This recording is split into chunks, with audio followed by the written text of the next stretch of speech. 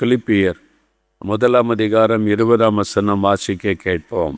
நான் ஒன்றிலும் வெட்கப்பட்டு போகாமல் எப்பொழுதும் போல இப்பொழுதும் மிகுந்த தைரியத்தோடே ஜீவனால் ஆகிலும் சாவினால் ஆகிலும் கிறிஸ்து என் சரீரத்தினாலே மகிமைப்படுவார் என்று எனக்கு உண்டாயிருக்கிற வாஞ்சைக்கும் நம்பிக்கைக்கும் தக்கதாய் அப்படி முடியும். கிறிஸ்து மகிமைப்படுவாராக. இயேசு கிறிஸ்து மகிமைப்பட வேண்டும். அதை குறித்து தான் ஆண்டவர் பேசிக்கொண்டே வருகிறார். ஜீவனால் ஆகிலும் மரணமால் ஆகிலும் சாவினால் ஆகிலும் கிறிஸ்து மகிமைப்பட வேண்டும். இயேசுவை மகிமைப்படுத்துவதற்கு தான் நாம் அழைக்கப்பட்டிருக்கிறோம். நாம் ரட்சிக்கப்பட்டு தொடர்ந்து இந்த உலகத்திலே நாம் வாழுவதற்கு தேவன் கிருபை கொடுத்ததற்கு காரணம் நம் மூலமாக இயேசு கிறிஸ்து மகிமைப்பட வேண்டும். அதில் முதலாவது நம்முடைய வாழ்க்கை, நம்முடைய லைஃப், நாம் சாட்சியான வாழ்க்கை மூலமாக இயேசு மகிமைப்பட வேண்டும் என்று ஆண்டவர் பேசினார். முதல் நூற்றாண்டு திருச்சபையில், ஆதி திருச்சபையில் ரட்சிக்கப்பட்ட தேவ பிள்ளைகள் மூலம் இயேசு கிறிஸ்து மகிமைப்பட்டார். தேவ அன்பினால் நிறைந்து அவங்க எல்லாரையும் நேசிக்கிறவர்களாக காணப்பட்டார்கள். எப்பொழுதும் மகிழ்ச்சியாக இருந்தாங்க. எந்த பிரச்சனை பாடுகள் எதுவும் அவங்களை துக்கப்படுத்த முடியலை, பயப்படுத்த முடியலை. ஒரு மகிழ்ச்சியாக இருந்தார்கள். கபடில்லாத ஒரு இருதயம், ஒரு சுத்த இருதயம் அவங்களுக்குள்ளே காணப்பட்டது. அப்படியே குடும்பத்தில், வேலை செய்கிற இடத்துல, வசிக்கிற கிராமத்தில், நம்ம படிக்கிற இடத்துல நம்முடைய வாழ்க்கையை பார்க்கிறவர்கள் இயேசுவை பார்க்கணும். அப்படிப்பட்ட ஒரு வாழ்க்கை வாழணும். அதுதான் கிறிஸ்துவை மகிமைப்படுத்துகிற ஒரு வாழ்க்கை என்று ஆண்டவர் தெளிவாக பேசினா, நாம் அதற்கு ஒப்பு கொடுத்து ஆண்டவருடைய அந்த ஆசீர்வாதத்தை பெற்றுக்கொண்டோம். ஆண்டவருக்கு ஸ்தோத்திரம். இந்த நாளில் ஒரு வாக்குத்தத்தத்தோடு கூட நாம் இயேசு கிறிஸ்துவை மகிமைப்படுத்த என்ன செய்யணும், எப்படி ஆண்டவர் நம்மூலமாய் மகிமைப்பட விரும்புகிறார், அதை நம்ம தியானிக்க போகிறோம். ஏசாயா 49 3 ஏசாயா 49 3 அவர் என்னை நோக்கி, நீ என் தாசன் இஸ்ரவேலே, நான் உன்னில் மகிமைப்படுவேன் என்றார். நான் உன்னில் மகிமைப்படுவேன். ஆண்டவர் உங்களுக்கு ஒரு வாக்கு கொடுக்கிறார். என் மகனே, நான் உன்னில் மகிமைப்படுவேன். என் மகளே, நான் உன்னில் மகிமைப்படுவேன். ஆண்டவரே வாக்குத்தத்தமாய் நம்மை பார்த்து சொல்லுகிறார். நான் உன்னிலே மகிமைப்பட வேண்டும் என்று நீ விரும்பி உன்னை ஒப்பு கொடுத்தால், இயேசு கிறிஸ்து என்னிலே மகிமைப்பட வேண்டும் என்று விரும்பி உன்னை அர்ப்பணித்து கொண்டால், ஆண்டவர் வாக்கு கொடுக்கிறார், நான் உன்னில் மகிமைப்படுவேன். உன் மூலமாக என் மகிமையை நான் விளங்க பண்ணுவேன் என்று கர்த்தர் வாக்கு கொடுக்கிறார்.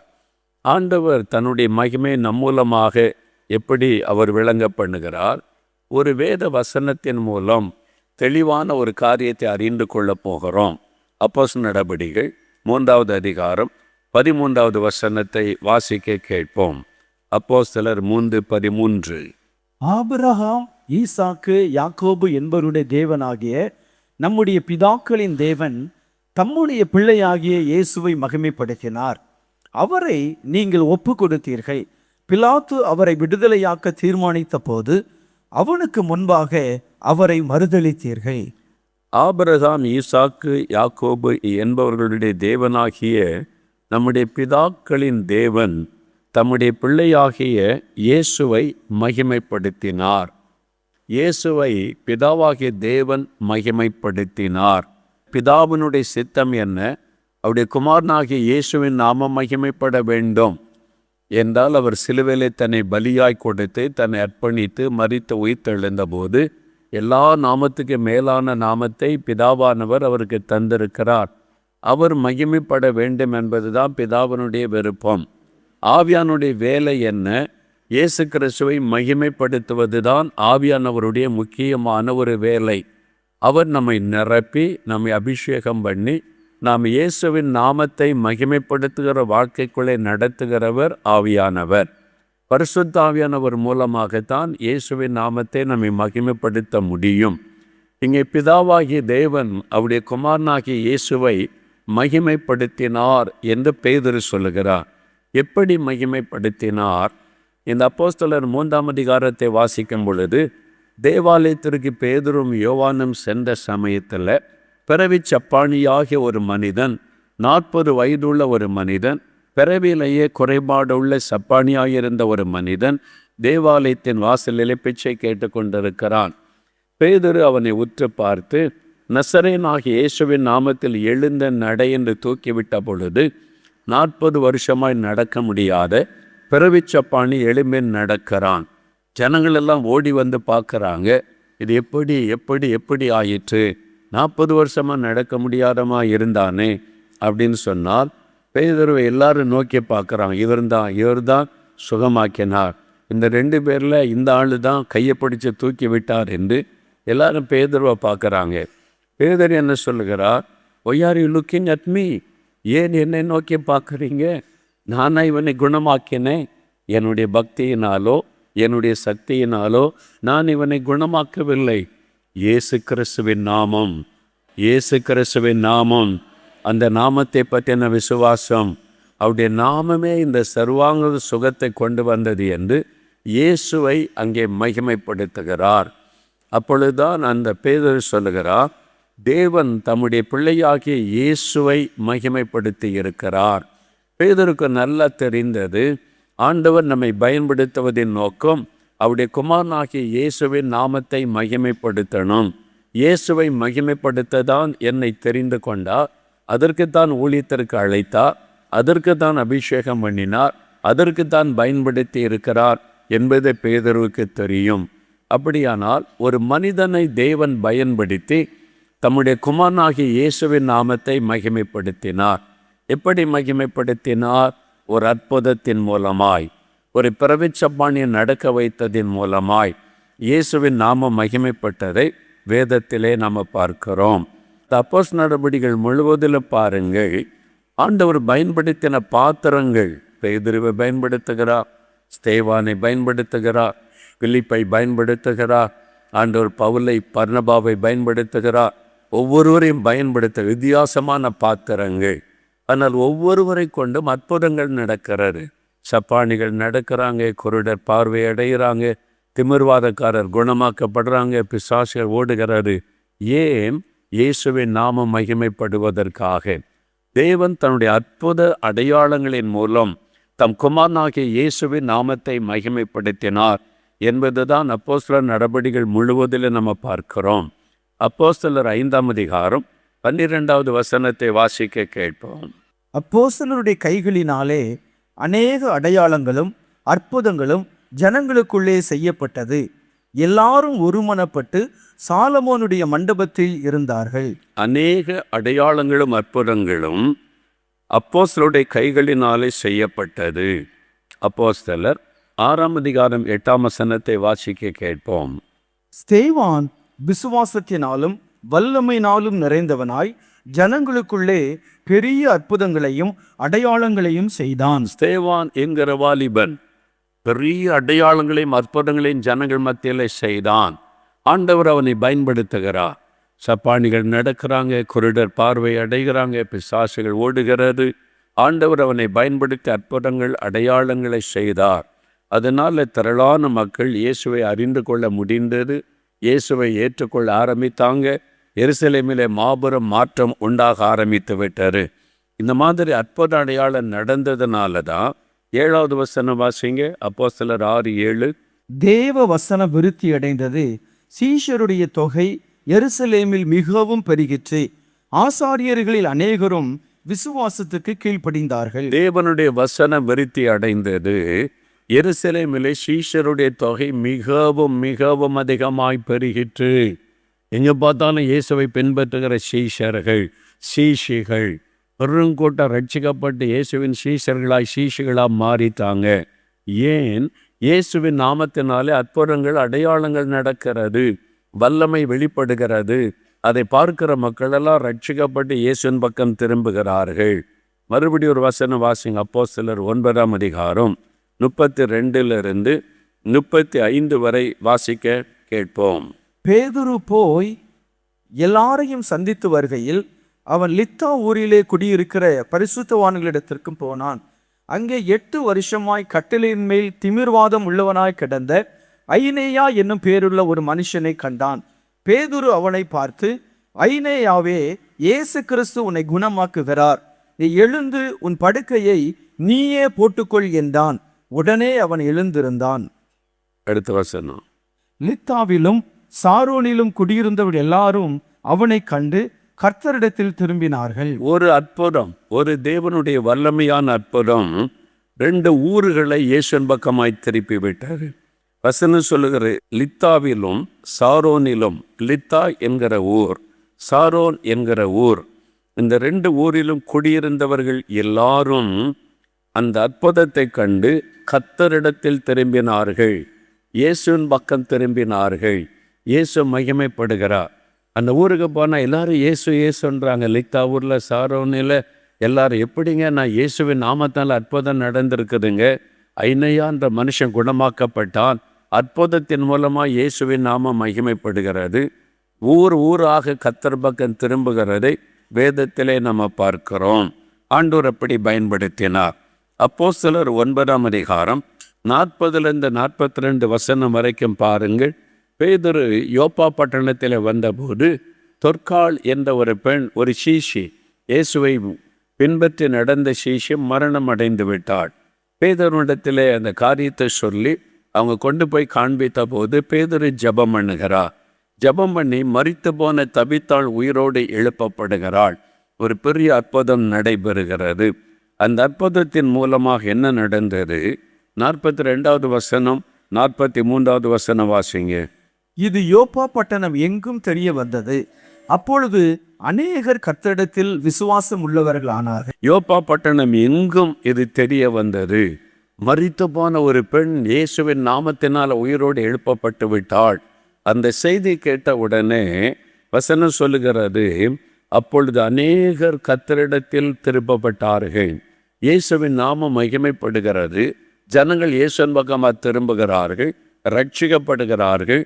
இயேசுவின் நாமம் மகிமைப்படுத்தப்படுகிறது. அப்போ நீங்கள் தொடர்ந்து அப்போஸ்தலர் நடபடிகள் முழுவதையும் வாசித்தால் பேதுருவும் பர்னபாவும் போகிறாங்க. போகிற இடெல்லாம் அற்புதம் நடைபெறுகிறது. அப்போ பவுலும் பர்னபாவும் போகிற இடெல்லாம் அற்புதம் நடைபெறுகிறது. மந்திரவாதிகளும் அதை பார்த்து மனம் திரும்புகிறாங்க. அதிகாரத்தில் உள்ளவங்களும் மனம் திரும்புகிறார்கள். பவுலும் சீலாவும் மறுபடியும் ஊழியத்துக்கு புறப்பட்டு போன போது எபேசு பட்டணமே கலங்குகிறது. மந்திரவாதிகள் எல்லாம் மனம் திரும்புகிறாங்க. ஏன்? அற்புதங்கள், அடையாளங்கள், தேவனுடைய வல்லமை இயேசுவின் நாமத்தில் வெளிப்பட்டதுனால இயேசு மகிமைப்பட்டார். திரள்கூட்ட மக்கள் மனம் திரும்பி ரட்சிக்கப்பட்டார்கள். இதுதான் ஆண்டவர் இன்றைக்கு இந்தியாவில் செய்ய விரும்புகிற ஒரு காரியம். உங்கள் கிராமத்தில், உங்கள் பட்டணத்தில், நீங்கள் இருக்கிற இடத்துல ஆண்டவர் இதைத்தான் செய்ய விரும்புகிறார். பெந்தெகோஸ்தே நாள் திரும்பி வரணும். அப்போஸ்தலருடைய காலம் திரும்பி வரணும். அதுதான் எழுப்புதல். எழுப்புதல் வந்துட்ட அப்போஸ்தலர் நடபடிகளில் காணப்பட்ட அற்புதங்கள் நம்முடைய கிராமங்களில், பட்டணங்களில், நம்ம இருக்கிற இடங்களில் திரளாய் நடக்கும். அப்போஸ்தலர் நடபடிகளில் நடந்ததை விட 1000 மடங்கு வல்லமை இயேசுவின் நாமத்தில் வெளிப்படும். 1000 மடங்கு அற்புத அடையாளங்கள் நடக்கும். அந்த காலத்துக்குள்ளே நம்ம வந்திருக்கிறோம். அதுதான் ஆண்டவர் சொல்லுகிறார், உன்னிலே நான் மகிமைப்படுவேன். என் மகளே, உன்னிலே நான் மகிமைப்படுவேன். என் மகனே, உன்னிலே நான் மகிமைப்படுவேன். அதற்கு உன் மூலமாய் அற்புத அடையாளங்களை செய்ய விரும்புகிறேன் என்று ஆண்டவர் சொல்லுகிறார். உங்கள் மூலமாய் ஆண்டவர் அற்புத அடையாளங்களை செய்ய விரும்புகிறார். நம்முடைய மனதில் என்ன காரியம் காணப்படுகிறது? தப்பான ஒரு எண்ணம் நம்ம கிறிஸ்தவ விசுவாசிகளுக்குள்ளே காணப்படுகிறது. என்ன எண்ணம் அது? அற்புத அடையாளமா, வரங்களா, வல்லமைகளா? அது எனக்குரியது அல்ல. அதெல்லாம் மேடையில் பிரசங்கம் பண்ணுகிற ஊழியக்காரங்களுக்குரியது. அது பாஸ்டர்மார்களுக்குரியது. ஏன் சில பாஸ்டர்கள் கூட அதை ஏற்றுக்கொள்வதில்லை. அதுக்குன்னு அழைக்கப்பட்ட சில ஊழியர்களுக்கு தான் எனக்கு அந்த வரமில்லை, வல்லமில்லை என்று சில பாஸ்டர்மார்கள் கூட சொல்லும்போது எனக்கு துக்கமாக இருக்கிறது. இதுதான் இன்றைக்கு உள்ள கிறிஸ்தவத்தினுடைய நிலைமை. நம்ம வல்லமையுள்ளவளாக இருக்கணும்னு கர்த்தர் விரும்புகிறார். ஆனால் வல்லமில்லாத கிறிஸ்தவங்க தான் அதிகம் பேர் இருக்கிறோம். வல்லமில்லாத ஊழியர்கள் தான் அதிகம் பேர் காணப்படுகிறார்கள். ஆண்டவர் ஒவ்வொரு ஊழியரையும், ஒவ்வொரு தேவ பிள்ளைகளையும் வல்லமையுள்ளவர்களாய் மாற்றி பயன்படுத்த விரும்புகிறார். அப்போஸ்தலர் நடபடிகளை நீங்கள் வாசித்தால் எல்லாரையுமே கர்த்தர் பயன்படுத்தினார். அப்போஸ்தலர்கள் மாத்திரம் அல்ல, அதற்கு பின் வந்த சீஷர்களையும் கர்த்தர் பயன்படுத்தினார். இந்த வல்லமையும் வரங்களும் அற்புதங்களும் முழு நேர ஊழியர்களுக்குரியது மாத்திரம் அல்ல. நீங்கள் ஸ்கூலில் வேலை பார்த்து கொண்டு இருந்தாலும் உங்கள் மூலமாக அற்புத அடையாளம் நடக்கணும்னு கர்த்தர் விரும்புகிறார். நீங்கள் படித்து கொண்டிருந்தாலும் உங்கள் மூலமாக அற்புத வல்லமை வெளிப்பட்டு இயேசு மகிமைப்படணும்னு கர்த்தர் விரும்புகிறார். நீங்கள் வேலை செய்து கொண்டிருந்தாலும் உங்கள் மூலமாக இயேசுவின் வல்லமை வெளிப்படணும், இயேசுடைய நாமம் மகிமைப்படணும் என்று ஆண்டவர் விரும்புகிறார். இந்த மனநிலைக்குள்ளே நம்ம வரணும். முதல்ல உங்களுடைய தவறான நம்பிக்கையை விட்டு விசுவாசத்திற்குள்ளே வரணும். இந்த வல்லமை வரங்கள் எனக்கு என்னையும் கர்த்தரபடி பயன்படுத்துவார், என் மூலமாகவும் ஆண்டவருடைய வல்லமை வெளிப்படும், நானும் இயேசுவின் நாமத்தை மகிமைப்படுத்துவேன் என்று ஒவ்வொருவரும் விசுவாசிக்கணும். இங்கே இருக்கிற பெரியவங்க, வாலிபர்கள், வயதானவங்க, வாலிப பெண் பிள்ளைகள் ஒவ்வொருவரும் விசுவாசிக்கணும். எத்தனை பேர் விசுவாசிக்கிறீங்க? கூட்டத்தில் கை வைத்து அல்லேலியா போடுறதுல நம்மளை மாதிரி யாரால முடியாது. என்ன சொல்கிறாங்கன்னு கூட தெரியாமல் அல்லேலியா போட்டுருவோம். உண்மையாக ஆண்டவர் என்னையும் இப்படி பயன்படுத்துவார், என் மூலமாக ஆண்டோடைய வல்லமை வெளிப்படும், நான் அதை விசுவாசிக்கிறேன்னு சொல்கிறோம். அரைகுறை கையில் தலைக்கு மேலே நல்லா உயர்த்தி ஒரு நிமிஷம் வைத்து அல்லேலூயா சொல்லுங்க. அல்லேலூயா. ஆமென். அப்போ நீங்கள் விசுவாசிக்கிறீங்க. நீங்கள் விசுவாசிக்கிறீங்க உங்கள் மூலமாக வல்லமை வெளிப்படுன்னு விசுவாசிக்கிறீங்க. உண்மையாக விசுவாசிக்கிறீங்களா? விசுவாசிக்கிறீங்களா? என் மூலமாக ஆண்டவருடைய வல்லமை வெளிப்படும், நான் இயேசுவை மகிமைப்படுத்துவேன். சரி, அப்படின்னா இதை எப்படி பெற்றுக்கொள்வது? எப்படி இந்த வல்லமை வெளிப்படும்? எப்படி என் மூலமாக அற்புத அடையாளம் நடக்கும்? முதல்ல நீங்கள் அறிந்து கொள்ளுங்க, ஒரு விசுவாசி தேவனுடைய பிள்ளை என்பதற்கு அடையாளம், நீங்கள் ஒருவரில் ஒருவர் அன்புள்ளவளாய் இருந்தால் நீங்கள் என்னுடைய சீஷர்கள் என்று எல்லாரும் அறிந்து கொள்ளுவார்கள். இயேசு சொன்னார்ல, மனசில் இருக்குதா? நீங்கள் ஒருவரில் ஒருவர் அன்புள்ளவளாய் இருந்தால் நீங்கள் என்னுடைய சீஷர்கள் என்று எல்லாரும் அறிந்து கொள்ளுவார். நாம் தேவனுடைய பிள்ளை, இயேசுவின் சீஷர்கள், அவரை பின்பற்றுகிறவள் என்பதற்கு முதலாவது முக்கிய அடையாளம் அன்பு. தேவனுடைய அன்பு, இயேசுவின் அன்பினால் நிறைந்திருக்கணும். அது ஒன்று. ரெண்டாவது, விசுவாசிகளுக்குன்னு ஒரு அடையாளத்தை ஆண்டவர் சொல்கிறார். பரிசுத்த மார்க் எழுதின சுவிசேஷம் 16ஆம் அதிகாரம் 17-18 வசனம் வாசிக்க கேட்டோம். விசுவாசிக்கிறவர்களால் நடக்கும் அடையாளங்களாவன, என் நாமத்தினாலே பிசாசுகளை துரத்துவார்கள், நவமான பாஷைகளை பேசுவார்கள், சர்ப்பங்களை எடுப்பார்கள், சாவுக்கேதுவான யாதொன்றை குடித்தாலும் அது அவர்களை சேதப்படுத்தாது, வியாதியஸ்தர் மேல் கைகளை வைப்பார்கள், அப்பொழுது அவர்கள் சொஸ்தமாவார்கள் என்றார். என் நாமத்தை விசுவாசிக்கிறவர்கள் என் நாமத்தினாலே பிசாசை துரத்துவாங்க. நீங்கள் துரத்திருக்கீங்களா? அந்த அதிகாரத்தை உங்களுக்கு தந்து உங்களை பயன்படுத்த விரும்புகிறார். அதனால தான் முதல்ல விசுவாசிக்கணும். என் நாமத்தினாலே பிசாசை துரத்துவார்கள். அப்போ நீங்கள் பிசாசை துரத்தினாதான் முழுமையான விசுவாசி ஆகி இருக்கிறீங்க. இல்லாட்டினா அறகுறையாக இப்போ தான் விசுவாசத்துக்களை வந்து கொண்டு இருக்கிறீங்க. விசுவாசிகள்னு சொல்ல முடியாது. அது மாத்திரம் இல்லை, ஆண்டவர் சொல்கிறாரு, என் நாமத்தினாலே வியாதியஸ்தர் மேல் கைகளை வைப்பார்கள், அப்பொழுது அவர்கள் நீங்கள் கையை வச்சு இயேசுவின் நாமத்தை சொன்னவங்க சுகமாகிடுவாங்க. விசுவாசிக்கிறீங்களா? இன்னும் யாராவது வியாதி படுக்கையில் இருந்தாங்கன்னா, நீங்கள் இது மாதிரி சுகம் இல்லை, வியாதியோடு இருக்கிறாங்க அப்படின்னு சொன்னால், நீங்கள் போய் இயேசுவின் நாமத்தினால கையை வைங்க, சுகமாகிடுவாங்க. இயேசுவின் நாமத்தினால வியாதி போகட்டுன்னு வியாதி போயிடும். இயேசுவின் நாமத்தினால இந்த வியாதி படுக்கை மாறட்டும்னு சொல்லுங்கள், மாறிடும். நீங்கள் சொல்லும்போது அற்புதம் நடக்கும். இதை விசுவாசிக்கிறீங்களா? அதுக்கு தான் நீங்கள் அழைக்கப்பட்டு இருக்கிறீங்க. அதுக்கு தான் நீங்கள் அபிஷேகம் பண்ணப்பட்டு இருக்கிறீங்க. அதுக்கு தான் நீங்கள் தெரிந்து கொள்ளப்பட்டு இருக்கிறீங்க. உங்கள் மூலமாக இயேசுவின் நாமம் மகிமைப்படணும். நான் பல முறை சொல்லியிருக்கிறேன், நான் இருதய வீங்கி வியாதிப்பட்டு டாக்டர்களால் கைவிடப்பட்டு மரண படுக்கையில் வீட்டில் படுத்திருந்த போது, நாங்கள் இந்துக்கள் எந்த சர்ச்சுக்கும் போனதில்லை, கிறிஸ்துவ கூட்டத்துக்கும் போனதில்லை, எதுவும் எங்களுக்கு தெரியாது. கிறிஸ்தவங்க கடவுள் இயேசுன்னு தெரியும். நான் இயேசுவை வெறுத்தவன். ஆனால் எனக்கு ஒரு அற்புதம் நடந்தது. ஒரு வாலிபன் வந்து ஜெபம் பண்ணினார். ஒரு வாலிபர் வந்து எங்கள் வீட்டில் எனக்காக படுக்க பக்கத்தில் முழங்கால் போட்டு ஜெபித்தா. அப்போ தான் இயேசு எங்கள் வீட்டுக்குள்ளே வந்து என்னை தொட்டு என் மரண படுக்கையை மாற்றி உடனே என்னை நெளிமை நடக்க பண்ணினா. அந்த அற்புதம் நடக்க காரணம் ஒரு வாலிபனுடைய ஜெபம். அந்த வாலிபன் யாரு? பாஸ்டரா? இல்லை. சுவிசேஷகரா? இல்லை. அப்போஸ்தலரா? இல்லை. மிஷனரியா? இல்லை. அப்போ யாரு? இயேசுவை ஏற்றுக்கொண்ட விசுவாசி. அவர் ஜெபிக்கும் போது தான் எனக்கு அற்புதம் நடந்தது. ஒரு ஃபேக்ட்ரியில் வேலை செய்து கொண்டிருந்தால் பாடியில் லூகாஸ் டிவிஎஸ் கம்பெனியில், அங்கே குரூப்ஸாக கம்பெனி இருக்குது. பிரேக்ஸ் இண்டியா, வீல்ஸ் இண்டியா, சுந்தரங்கலேட்டன் வரிசையாக இருக்கும். அதில் ஒரு கம்பெனியில் வேலை செய்த ஒரு வாலிபன், ஒரு ஃபேக்ட்ரியில் வேலை செய்த வாலிபன் ஜெபிக்கும் போது என் மரண கட்டு மாறுகிறது, என் மரண படுக்கை மாறுகிற சப்பானியாக இருந்த எழும்பி நடக்க ஆரம்பித்தேன். அவர் ஜெபிக்கிறார். இயேசுவை வாருன்னு ஜெபிச்சா இயேசு எங்கள் வீட்டுக்கு ரூமுக்குள்ளே வருகிறார். அவர் வந்து என்னை தொடுகிறார். அந்த அளவுக்கு தேவனுடைய வார்த்தைக்கு அவர் செவி கொடுத்து அற்புதம் செய்கிறார். நீங்கள் ஜெபிச்சு அற்புதம் செய்ய மாட்டாரா? நீங்கள் ஜெபிச்சு அற்புதம் செய்ய மாட்டாரா? காரணம் அவருடைய விசுவாசம். என்னுடைய தாயார் சொல்கிறாங்க, என் மகனை எல்லாரும் கைவிட்டுட்டாங்க. சாதாரண காய்ச்சல் அல்ல, சாதாரண தலைவலி அல்ல, சாதாரண ஒரு எலும்பு வலி அல்ல, மரண படுக்கை. மரணம் என்னை நெருங்கி கொண்டு இருக்கிறது. மூச்சு விட முடியலை, பேச முடியலை, மரண படுக்கை. கால் செயலற்ற போய்விட்டது. அதற்கு ஒரு வாலிபன் ஜெபித்தால் எவ்வளோ பெரிய ஸ்ட்ராங் விசுவாசம் இருக்கணும். அந்த அளவிற்கு ஆவிக்குரிய வாழ்க்கையிலே அவர் அபிஷேகத்திலே வல்லமையாக இருந்தார். அதனால் அவர் ஜெபிக்கும் போது அந்த அற்புதம் நடைபெற்றது. அதே மாதிரி ஒவ்வொருவரை கர்த்தர் பயன்படுத்த விரும்புகிறார். வாலிபனை உன்னை பயன்படுத்த விரும்புகிறார். வாலிப மகளை உன்னை பயன்படுத்த விரும்புகிறார். ஒவ்வொருவரை ஆண்டவர் பயன்படுத்த விரும்புகிறார்.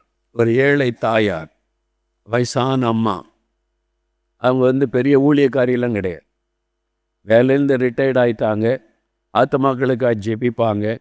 இயேசுவை பற்றி அறிவிக்கணும்னு சொல்லி பக்கத்துலேருந்து ஆஸ்பத்திரியில் போய், அதில் ஒரு கிறிஸ்தவர் ஆஸ்பத்திரி வச்சுருந்தா, சின்ன ஆஸ்பத்திரி. அங்கே சிலர் தங்கியிருப்பா, நோயாளிகள் வருவாங்கல்ல. இந்த வயசான தாயார் போய் இயேசுவை பற்றி உங்களுக்கு சொல்கிறேன்னு சொல்லி, உங்களுக்காக நான் ஜெபிக்கட்டுமா அப்படின்னு கேட்டு ஜெபம் பண்ணுவாங்க. அதான் உடைய ஊழியம். அந்த வயசான தாயாரால் அதான் முடியும்.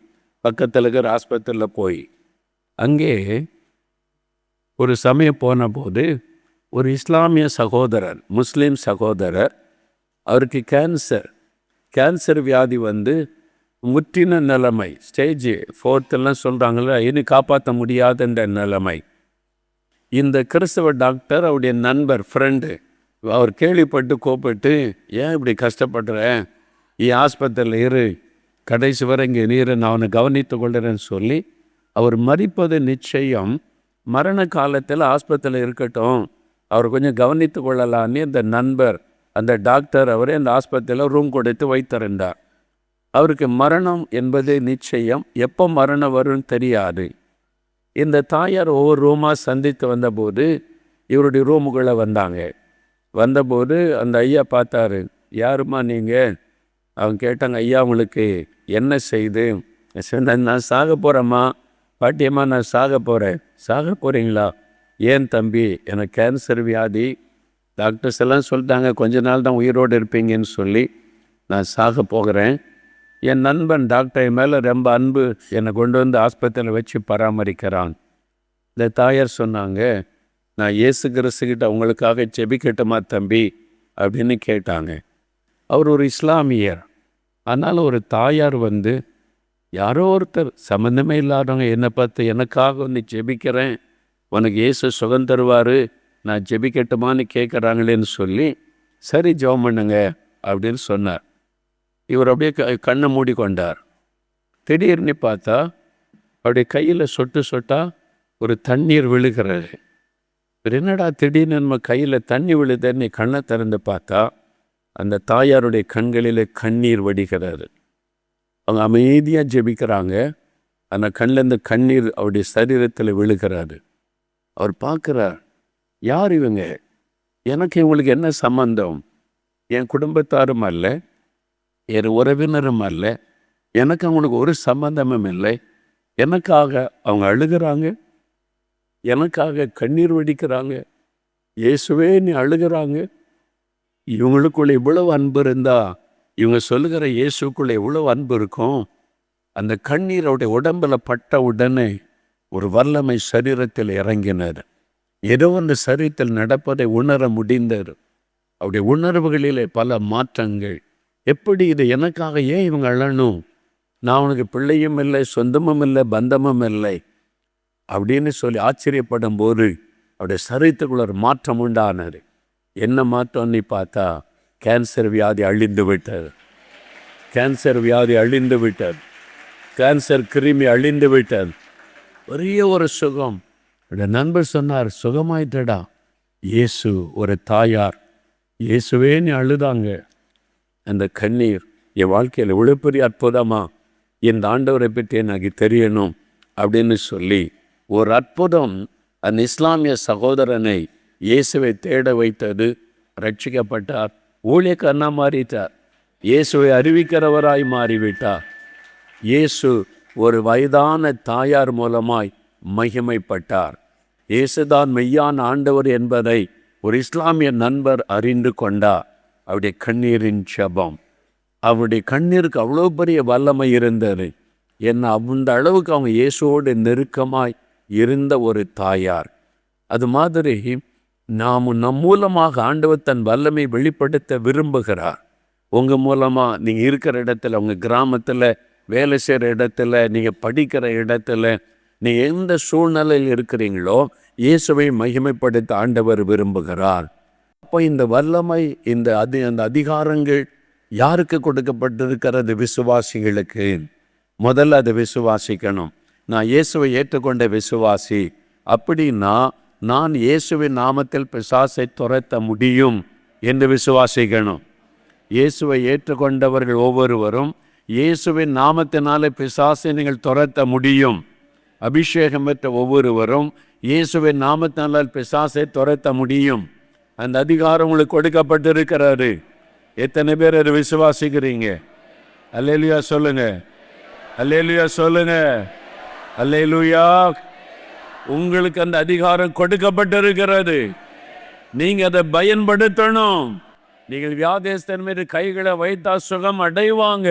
அந்த அதிகாரம் கொடுக்கப்பட்டிருக்கிறது. உங்க மூலமா இயேசு மகிமைப்பட விரும்புகிறார். உங்கள் மூலமா இயேசுவை மகிமைப்படுத்த பிதாவானவர் விரும்புகிறார். உங்க மூலமா அவருடைய வல்லமை வெளிப்படணும். ஆமேன் சொல்லுங்க. அல்லேலூயா சொல்லுங்க.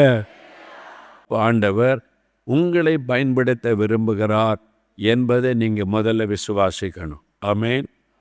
இயேசுடைய ஊழியத்தில் சில வருஷமாய் ஆண்டவர் சொன்னார், அடுத்த தலைமுறை எனக்காக எழும்பணும், எனக்காக வல்லமையான ஊழியம் செய்யணும், ஒரு யவ்வன ஜனத்தை எழுப்பவேன்னு வாக்கு கொடுத்தார்.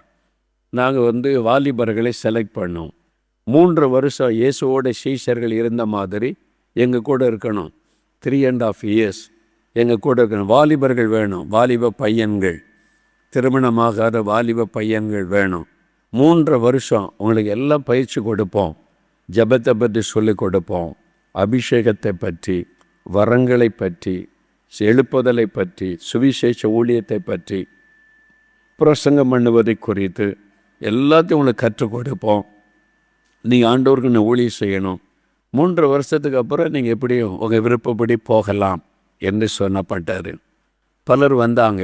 அதிலேருந்து செலக்ட் பண்ணப்பட்டு ஒரு டீம், ஒரு 70 பேர்கிட்ட செலக்ட் பண்ணி 3 வருஷம் அவங்களுக்கு பைபிளை கற்றுக் கொடுத்தோம், ஜெபிக்க கற்றுக் கொடுத்தோம், உபவாசிக்க கற்றுக் கொடுத்தோம். காலையில் 4 மணிக்கு எழும்புனா இரவு 9 மணி வரைக்கும் ஜெபம், வசனம், அவங்க கர்த்தரோடு இருக்கிறது, அப்புறம் சுவிசேஷம் அறிவிப்பது, இதெல்லாம் கற்றுக் கொடுத்து எழுப்பினோம். நல்ல அவங்க சொல்லிட்டோம், செல்ஃபோன் பயன்படுத்தக்கூடாது, டேப் பயன்படுத்தக்கூடாது, பைபிளோடு நீங்கள் வரணும், எல்லாமே நாங்கள் தருவோன்னு சொல்லி உணவு, உடை, தங்குகிற இடம் எல்லாம் எங்கள் பொறுப்பு. ஆனால் நீ எந்த மாதிரி பொருட்களை கொண்டு வரக்கூடாது. செல்ஃபோன் வேண்டாம், டேபு வேண்டாம், லேப்டாப்பு வேண்டாம், எங்களுக்கு ஏச போதுன்னு வந்த வாலிபர்களை மட்டும் செலக்ட் பண்ணி அவங்கள உருவாக்கணும். 3 வருஷம் கூட இருந்தாங்க. வேதத்தை கற்றுக் கொடுத்தோம்.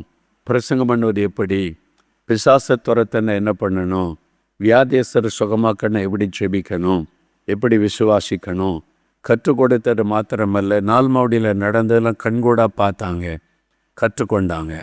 அவளை அனுப்பினோம், நீங்கள் போய் ஊழியம் செய்யுங்க, உங்கள் மூலமாக ஆண்டவர் அற்புதம் செய்வார், உங்களை பயன்படுத்துவார் அப்படிலாம் அனுப்பினோம். 2 பேர் ஒரு கிராமத்துக்கு போனாங்க. இந்துக்கள் நிறைந்த ஒரு கிராமம். ஒரு வீட்டுக்கு போனாங்க. வாசற்படியில் வீட்டு வாசலில் ஒரு தகப்பனார் உட்கார்ந்துருந்தா. ஐயா இயேசு உங்களை நேசிக்கிறான்னு கைப்பிரதி கொடுத்தாங்க. அவர் அப்படியே பார்த்தார். உள்ளே போய் பாருங்க ஐயா அப்படின்னு சொன்னாங்க. அது தகப்பனார் உள்ளே போய் சொல்கிறாருன்னு சொல்லி இந்த 2 வாலிபர்களும் உள்ளே போனாங்க. உள்ளே போனால் அந்த தாயார் அப்படியே மனைவி இருந்தாங்க. ஒரு மகள் பிசாசு பிடித்து தலைவிரி கோலத்தோடு ஒரு முக்கில் உட்கார்ந்துருந்தாள். அப்படியே அந்த தாயார் சொன்னாங்க, இந்த மகள் பாருங்கள் பிசாசு பிடித்து பல மாதமாக ரூமுக்குள்ளேயே இருக்கிறா. நாங்கள் எல்லாம் மந்திரவாதிகிட்ட போனோம், கடவுளெல்லாம் தேடி போனோம், பணம்லாம் செலவு பண்ண ஒன்றும் விடுதலையே இல்லை. ஏதோ இயேசுன்றீங்க, நீங்கள் இயேசு விடுதலை தருவாரா? இதனை எங்கள் இயேசு சுகம் தருவார், உங்களுடைய மகளுக்கு விடுதலை தருவார், அந்த இயேசுவை தான் உங்களுக்கு சொல்ல வந்திருக்கிறோம். அப்படியா? அப்போ என்ன செய்வார் உங்கள் இயேசு? ஏதாவது செய்யுங்கன்னாங்க. இவங்க 2 பேர் உள்ளே போனாங்க. அது பயங்கர பிசாசு. பல மந்திரவாதிகளை பார்த்துட்டு ஒன்றும் நடக்கலை. இந்த 2 பேர் போய் நின்னாங்க. நசரேயனாகிய இயேசுவின் நாமத்தில் இவளை விட்டு வெளியேறி போய் இந்த கட்டளை கொடுக்குறோம் நாங்கள். அவ்வளோதான், ஓடியே போயிட்டு. அவ்வளோதான் அதனுடைய வல்லமை. அந்த மகள் எழுந்தாள், தன்னோட ட்ரெஸ் எல்லாம் சரி பண்ணி கொண்டாள், கிச்சனில் போய் வேலை செய்ய ஆரம்பிச்சிட்டா.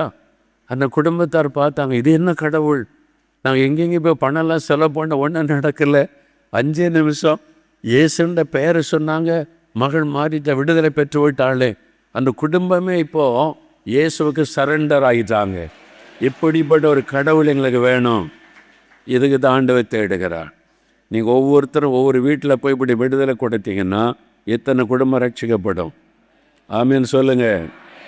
இயேசுவை காண்பிக்கணும், இயேசுவை மக்களுக்கு வெளிப்படுத்தி காண்பிக்கணும். அதுக்கு தான் ஆண்டவர் நம்மை அழைத்திருக்கிறார். அல்லேலூயா. ஒவ்வொரு தரப்பின் வாசல் ஜெபம் முடிஞ்ச உடனே நிறைய மக்கள் ஜெபிக்க வருவாங்கல்ல. அப்போது நடக்க முடியாதவங்களாம் ஒரு சமயம் நடக்க முடியாதவங்களும் சேரில் தூக்கிட்டு வந்திருக்காங்க. சேரில் வச்சு தூக்கிட்டு வந்து எனக்கு முன்னால் வச்சுட்டாங்க. இன்னும் நிறைய ஆயிரக்கணக்காக நிற்கிறாங்க. ஒவ்வொருத்தருக்கும் ஜெபிக்கணும். ஒவ்வொருத்தருக்கும் ரொம்ப டைம் கொடுக்க முடியாது. நான் கை வைத்து ஜெபம் பண்ணி அனுப்பிடுவேன். இது நடக்க முடியாத ஒரு ஆளை கொண்டு வந்து உட்கார வச்சுருக்காங்க. நான் பக்கத்தில் பார்த்தேன், இந்த தம்பி ஒருத்தர் நின்னான், ட்ரைனிங் எடுத்த தம்பி. அவன் பேர் கூட தெரியும், வாலிபன், ஒரு 20 வயசுக்குள்ளே தான் இருக்கும். தம்பிங்க வாப்பா அப்படின்னு. என்ன அங்கு இவங்களை கூட்டிகிட்டு போய் ஜெபம் பண்ணி நடக்க வச்சு கூட்டிகிட்டு வா அப்படின்னு. அப்படி தான் சொன்னேன், போய் நடக்க வச்சு கூட்டிகிட்டு வா அப்படின்னு. சரி அங்கிள் அப்படின்னு. நீங்கள் ஜெபம் பண்ணி நடக்கலை, நான் ஜெபம் பண்ணி என்ன நடக்கும் அப்படிலாம் நினைக்கல. புரியுதா அவங்களுக்கு? நம்முடைய இந்த அவிசுவாசம்தான் நிறைய அற்புதத்துக்கு தடை. ஒன்று புரிந்து கொள்ளுங்க, மோகன்லால் ஜெபம் பண்ணி அற்புதம் நடக்கலைன்னா நீங்கள் ஜெபம் பண்ணி அதே ஆளுக்கு அற்புதம் நடக்கும். புரிந்து கொள்ளுங்க, ஆண்டவர் உங்களுக்காக வச்சுருப்பார். நான் அதை பார்த்து நீ போய் நடந்து கூட்டிகிட்டு வா தம்பின்னு அனுப்பிட்டு நான் மற்றவங்களுக்கு ஜெபிக்க ஆரம்பித்தேன். கொஞ்ச நேரத்தில் வந்து அவன் நடக்கிறாங்க அப்படின்னு சொன்னால் இன்னும் முன்னால் நடக்கிறாங்க. சேரில் வந்தவங்க எளிமையாக நடக்கிறாங்க. எப்படி? ஒரு வாலிபன் ஒரு 5 நிமிஷம் ஜெபத்தில் சப்பானி நடக்க வச்சுட்டான். அல்லேலூயா சொல்லுங்க. இது மாதிரி நிறைய அற்புதம் நாள் மாவட்டியில் நடக்குது. வேணால் நேரில் வந்து பாருங்கள். நான் இல்லாட்டா கூட இப்போ இன்றைக்கி அவங்கள தேடி மக்கள் டெய்லி மிராக்கள் மீட்டிங் நடக்குது. டெய்லி 2 சுகமளிக்கிற கூட்டம் நாள் மாவட்டியில் நடக்குது. தினம் இந்துக்கள் வர்றாங்க, தினம் ரட்சிக்கப்படுறாங்க, தினம் அற்புதம் நடக்குது, தினம் அதிசயம் நடக்குது. அதனால மக்கள் வந்து கொண்டே இருக்கிறாங்க. அற்புதம் நடந்தால் இயேசுவை தேடி மக்கள் வந்துக்கிட்டே இருப்பாங்க. நீங்கள் ஜெபம் பண்ணி அற்புதம் நடக்க ஆரம்பித்தா உங்கள் வீட்டுக்கு மக்கள் வந்துக்கிட்டே இருப்பாங்க. இவங்க ஜெபம் பண்ண அற்புதம் நடக்கும், இவங்க ஜெபம் பண்ணால் விடுதலை கிடைக்கும். உங்கள் வீடு ஒரு அற்புத ஸ்தலமாக மாறணும். நீங்கள் அப்படி மாறணும் ஒவ்வொருத்தரும். அதை கர்த்தர் விரும்புகிறார். அல்லேலூயா சொல்லுங்க. அல்லேலூயா. இது மாதிரி நிறைய அற்புதங்கள். யார் அவங்க? சாதாரண வாலிபர்கள். அவங்கள கர்த்தர் பயன்படுத்துகிறாரு. உங்களை பயன்படுத்த மாட்டாரா? உங்களை பயன்படுத்த மாட்டாரா? ஆமீன் சொல்லுங்க. கேன்சர் வியாதிங்க 4th ஸ்டேஜ், சுகமே ஆகாதுன்ட்டாங்க. ஒரு இந்து ஐயா அவருடைய மனைவி டாக்டர்ஸ் கைவிட்டு கூட்டிகிட்டு வந்து மறித்து போயிடுவாங்க, இனி பிழைக்க வாய்ப்பில்லை. இன்னி டீ கடையில் டீ குடிக்கும்போது சொல்லியிருக்கிறார், 4 மாடி இந்த இடம் இருக்குது, ஜெபிக்கிறாங்களாம், இயேசு சுகம் கொடுக்குறாராம், போனா பாருப்பா அப்படின்னு சொல்லியிருக்கான். டீ கடைக்காரர் சொல்லியிருக்கான், அவர் சுவிசேஷம் சொல்லியிருக்கான் பாருங்க. அவர் உடனே அங்கேருந்து மனைவி கூட்டிகிட்டு 4 மாடி வந்துட்டார். அவருக்கு மோகன்லாஸ்னா யாருன்னு தெரியார், 4 மாடியில் என்ன நடக்குதுன்னு தெரியார், இயேசு உடிக்கிறார்னாலும் தெரியார், இயேசுவை பற்றி முழுமையாக தெரியார். ஏதோ கிறிஸ்தவங்க கடவுள் அவ்வளோதான் தெரியும். அவர் வந்தபோது அவர் மோகன்லாஸ் எங்கேருந்து தேடலை, ஏன்னா என்ன அவருக்கு தெரியாது. அவர் யாரை தேடுகிறார்? இயேசு. நீ வந்தால் இயேசு சுகமாக்குறாராமே, வந்துட்டார். அப்போ பார்த்து கூட்டம், என்ன டெய்லி கூட்டம் நடக்கும், ஹீலிங் மீட்டிங் டெய்லி 2 நடக்கும், காலையில் ஈவினிங். அவர் வந்துட்டார், மக்கள் உட்கார்ந்துருக்கிறாங்க, வந்து உட்காந்துட்டார், மனைவியோட பிரசங்கெல்லாம் கேட்டார்.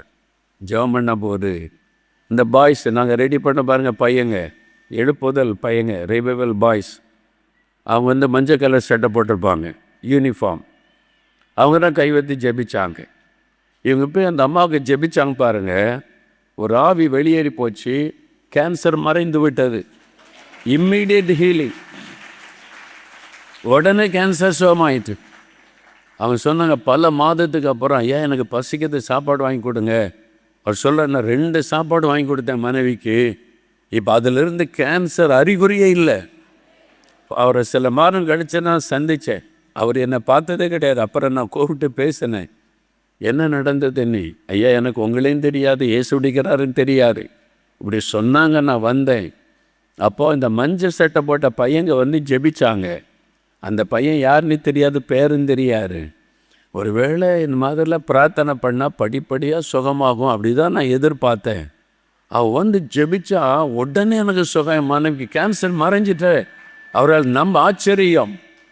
இப்போ என்ன நடக்குது, அவர் இப்போ ஊர் ஊராக போய் ஊழியம் செய்கிறார். அந்த தாப்பனர் ஊர் ஊராக பிரசங்கம் பண்ணுகிறார், இயேசுதான் மெய்யான ஆண்டவர் என்று. அல்லேலூயா சொல்லுங்க. இதைத்தான் ஆண்டவர் எதிர்பார்க்கிறார். இயேசு மகிமைப்படணும், ஆண்டவருடைய வல்லமை வெளிப்படணும், அற்புதம் நடக்கணும், உங்க கையினால் அற்புதம் நடக்கணும். ஆண்டவர் செய்ய விரும்புகிறார். உங்க கையை பயன்படுத்தி ஆண்டவர் அற்புதம் செய்ய விரும்புகிறார். நீங்க என்னடான்னா மார்க்குக்கு ஜெபிச்சுட்டு உட்காந்துருக்கீங்க. நீட்டில் வெற்றி பெறணும், என் பிள்ளை ஆண்டவரை மார்க் கிடைக்கணும், அந்த காலேஜில் இடம் இந்த காலேஜில் இடம் கிடைக்கணும், எங்களுக்கு கடன் பிரச்சனை மாறி வீடு கட்டணும், இந்த உப்புச்சப்பில்லாத உலக ஆசீர்வாதத்துக்காக ஜெபிச்சுக்கிட்டு இருக்கிறீங்க. கர்த்தர் சொல்லுகிறார், உன்னை அற்புதங்களை செய்ய உன் கையை பயன்படுத்த விரும்புகிறேன். உன் மூலமாய் பிசாசுகள் ஓடும், உன் மூலமாய் சப்பானிகள் நடப்பார்கள், உன் மூலமாய் குருடர் பார்வை அடைவார்கள், உன் மூலமாக இயேசுவின் நாமம் மகிமைப்படும். இந்த மாதிரிலாம் அற்புதம் நடக்கணும், என்ன பண்ணணும்? என்ன கர்த்தர் பயன்படுத்தணும்? என் கைனால் அற்புதம் நடக்கணும்னா என்ன பண்ணணும்? ஒரு 3 காரியம். முதலாவது காரியம், அற்புதத்துக்காக அவங்க ஆதிக்கு திருச்சபையில் ஜெபித்தார்கள். அற்புதத்துக்காய் அப்போஸ்தலர் 4:30 வாசிங்க. உம்முடைய பரிசுத்த பிள்ளையாகிய இயேசுவின் நாமத்தினாலே அடையாளங்களும் அற்புதங்களும் நடக்கும்படி செய்து பிணியாளிகளை குணமாக்கும்படி உம்முடைய கரத்தை நீட்டி உம்முடைய ஊழியக்காரர் உம்முடைய வசனத்தை முழு தைரியத்தோடும் சொல்லும்படி அவர்களுக்கு அனுக்கிரகம் செய்தருளும் என்றார்கள். அவர்கள் தேவனை நோக்கி, கர்த்தாவே, உம்முடைய பரிசுத்த பிள்ளையாகிய இயேசுவின் நாமத்தினாலே அற்புதங்களும் அடையாளங்களும் நடக்கும்படி செய்யும். ஜெபித்தாங்க அற்புதத்துக்காக. நீங்கள் ஜெபிக்கணும், ஆண்டவரே என்னுடைய கையினாலே அற்புதங்களை அடையாளங்களை நீங்கள் செய்யணும் அப்படின்னு ஜெபிக்கணும். ஆமேன் சொல்லுங்க. என்னுடைய கையினாலே உம்முடைய பரிசுத்த பிள்ளையாகிய இயேசுவின் நாமத்தில் அற்புதங்களும் அடையாளங்களும் நடக்கும்படி என்னை பயன்படுத்தணும். முதல்ல ஜெபம் பண்ணணும். நீங்கள் அவங்க ஜெபித்தாங்க, இயேசுவின் நாமத்தில் அற்புத அடையாளம் நடக்கணும். அதன் பிறகு தான் பார்த்தீங்கன்னா அப்போஸ்தலர் 5:12 பலத்த அற்புத அடையாளம் நடக்கிறது. அப்போஸ்தலர் 6:8 பலத்த அற்புத அடையாளம் நடக்கிறது. அப்போஸ்தலர் 8 பிலிப்பை கொண்டு ஒரு பட்டணமே மாற்றப்படுகிற அற்புத அடையாளம் நடக்கிறது. ஜெபிச்சா அற்புதம் நடக்கும். உங்கள் கையை பயன்படுத்தும்படி, உங்கள் கையினால் அற்புத அடையாளங்கள் நடக்கும்படி, இயேசுவின் நாமத்தினாலே அதிசயங்களை செய்யும்படி நீங்கள் அதற்காக ஜெபிக்கணும். ஆமேன்னு சொல்லுங்க. அதன் மேலே தாகம் கொண்டு ஜெபிக்கணும். உலக நன்மைக்கே ஜெபித்து நேரத்தை வீணாக்கி விட்டோம். அதெல்லாம் ஒதுக்கி வச்சுட்டு இயேசுவின் நாமத்தினால் அற்புதம் நடக்கணும், என்னை பயன்படுத்தணும் ஆண்டவரே நீ ஜெபம் பண்ணணும். டி.எல். ஆஸ்பான் என்கிற ஊழியக்காரர் அமெரிக்காவை சார்ந்தவர். அவர் இளம் வயதில் திருமணமான ஆரம்ப காலத்தில் அவரும் அவருடைய மனைவியும் மிஷினரிகளாக இந்தியாவுக்கு வந்திருக்கிறாங்க. இந்தியாவில் ஊழியம் செய்ய வந்து வட இந்தியாவின் சில பட்டணங்களில், டெல்லியில், லக்னோ போன்ற இடங்களில் ஊழியம் செய்திருக்கிறாங்க. ட்ராக்ஸ் கொடுக்கறது, தெருவில் நின்று இயேசுவை பற்றி மற்றவங்கள்ட்ட பேசுவது, பல விதத்தில் ஊழியம் செய்திருக்காங்க, ஆத்மா ரட்சிக்கப்படணும்னு சொல்லி. இவர் தான் அந்த டி.எல். ஆஸ்பான் என்கிற ஊழியக்காரர். அந்த மாதிரி ஊழியம் செய்திருக்கிறார் அவருடைய மனைவியும். ஆனால் ஒரு ஆத்மாவும் ரட்சிக்கப்படலை. கைப்பிரதி வாய்ந்து போயிட்டே இருக்காங்க. இயேசுவை பற்றி சொன்னால் போய்கிட்டே இருக்கிறாங்க. ஒருத்தரும் ரட்சிக்கப்படலை. ரொம்ப மனசோர்ந்து போனார்கள். இந்த சரீரத்தில் வியாதி வந்து பலவீனப்பட்டு அமெரிக்காவுக்கே திரும்பி போயிட்டாங்க. இவருக்கு மனசில் ரொம்ப துக்கம். இந்தியாவில் சுவிசேஷம் அறிவிக்கணும், இயேசு அறியாத மக்கள் தான் அதிகம் போனோம், ஒருத்தர் கூட ரட்சிக்கப்படலையே, ஆத்மாவை ஆதாயம் பண்ண முடியலையே நீ வேதனையோடு வந்திருந்த போது அமெரிக்காவில் ஒரு கூட்டம் நடைபெற்றது. அவர் இருந்த பட்டணத்தில் ஒரு பிரபலமான ஊழியக்காரர் வந்து பிரசங்கிக்கிறார். திரளான மக்கள் வர்றாங்கன்னு கேள்விப்பட்ட உடனே இவரும் அவருடைய மனைவியை போனாங்க. அந்த கூட்டத்தில் அவர் பார்த்தபோது அந்த ஊழியக்காரர் இயேசுவின் நாமத்தில் ஜெபிக்கும்போது சப்பானிகள் நடக்கிறாங்க, குருடர் பார்வை அடைகிறாங்க, அற்புதங்கள் நடக்கிற மக்கள் வந்து சாட்சி சொல்கிறாங்க, திரளான மக்கள் இயேசுவை ஏற்றுக்கொள்கிறாங்க. அதெல்லாம் பார்த்தபோது தான் இயேசுவை நம்ம இப்படி தான் அறிவிக்கணும். சும்மா கைப்பறுதி கொடுத்தோம், இயேசு நேசிக்கிறார் சொன்னோம், ரட்சிப்பான்னு சொன்னோம், இன்னும் வெறும் வார்த்தையினால் ஆத்மா ரட்சிக்கப்படாது. இயேசுவை நம்ம வெளிப்படுத்தி காண்பிக்கணும், அவருடைய வல்லமையை ஜனங்கள் பார்க்கணும், அப்போ தான் வந்து மக்கள் ரட்சிக்கப்படுவாங்க என்பதை அறிந்து கொண்டார். உடனே தன் வீட்டுக்கு போனார், கதவை மூடினார், உபவாசம் பண்ணி பல நாட்கள் அறைக்குள்ளே விழுந்து கடந்து ஜெபித்தார். ஆண்டவரே, I need this anointing, I need the gifts of the Holy Spirit. எனக்கு இந்த அபிஷேகம் வேணும், வல்லமை வரங்கள் என் மூலமாக வெளிப்படணும், எனக்கு அந்த வல்லமை வரங்களை நீங்கள் தரணும், நான் சுவிசேஷத்தை வல்லமையோடு நான் அறிவிக்கணும், நீர் உயிரோடு இருக்கிற தேவன் என்பதை நிரூபித்து காண்பிக்கணும், அதற்கு என்னை அபிஷேகம் பண்ணி பல நாட்கள் அறைக்குள்ளே கடந்து ஜெபம் பண்ணினார். ஒரு நாள் ஆண்டவருக்கு தரிசனமாகி, என் வல்லமை வரங்களை உனக்கு தருகிறேன், நீ போய் என் சுவிசேஷத்தை அறிவிந்து அபிஷேகம் பண்ணினார். அதன் பிறகு அவருடைய வாழ்க்கை, அவருடைய ஊழியத்தில் வித்தியாசம் உண்டானது. அவர் வந்து அந்த நாட்கள் 50களில் வந்து மதுரை பட்டணத்துக்கு வந்தார். மதுரை பட்டணத்தில் வந்து ரேஸ்கோர்ஸ் மைதானத்தில் பெரிய கூட்டம், மக்கள் கூட்டமாக வந்து குவிந்து விட்டார்கள்.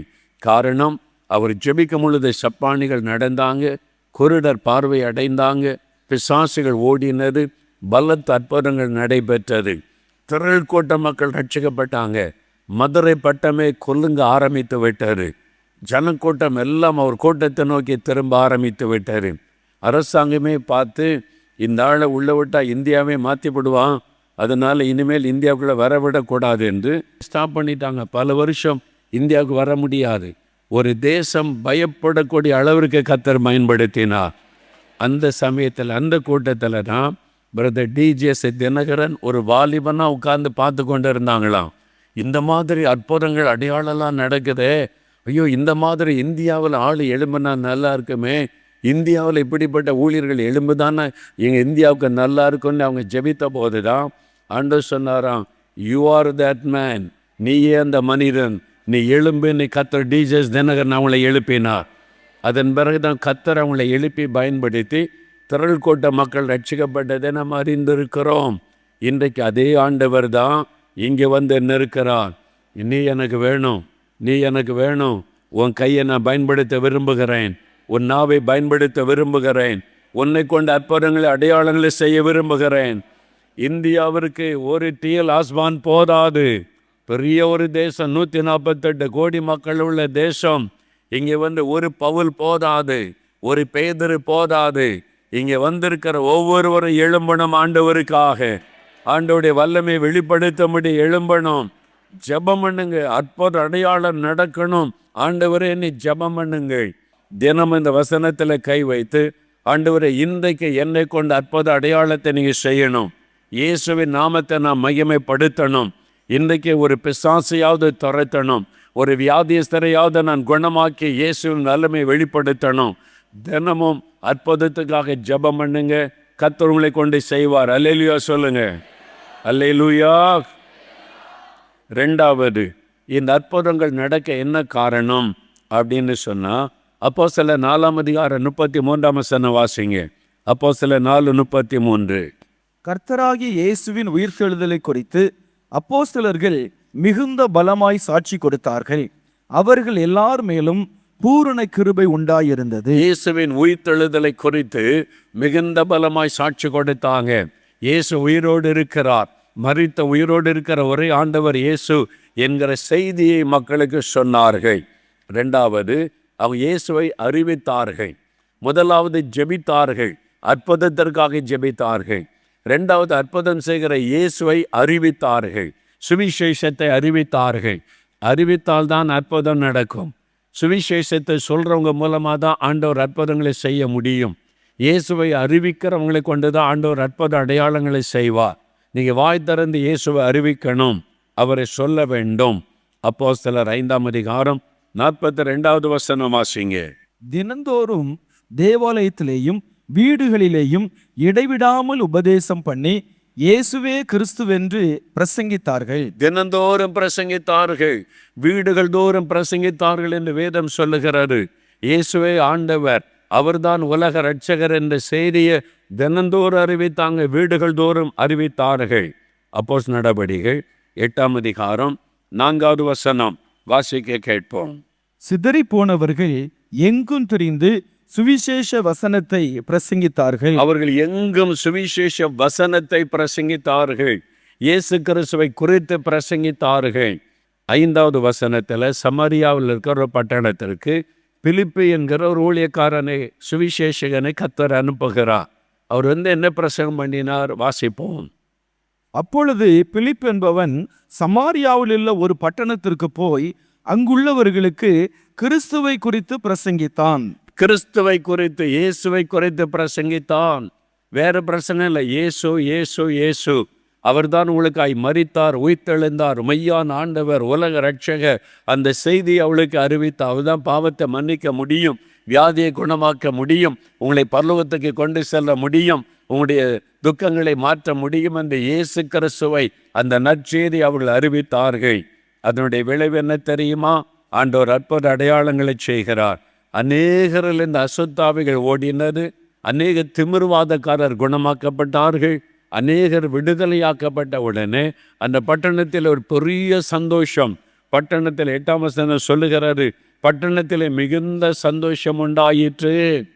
நீங்கள் இனி போனால், ஒரு கிராமத்துக்குள்ளே போனால் அங்கே மிகுந்த சந்தோஷம் உண்டாகணும். அல்லேலூயா சொல்லுங்க.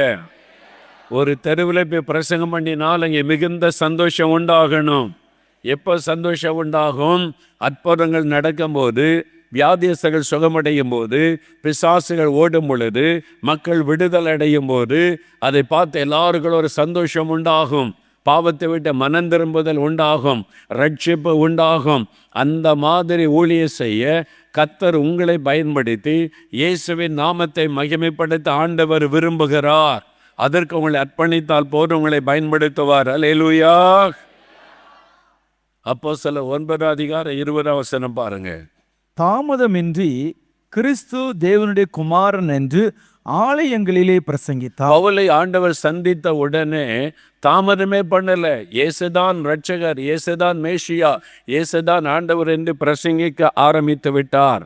அதனால இந்த பவுலை கொண்டு ஆண்டவர் என்ன செய்தாராம்? அப்போஸ்தலர் 19:11-12 வாசிங்க.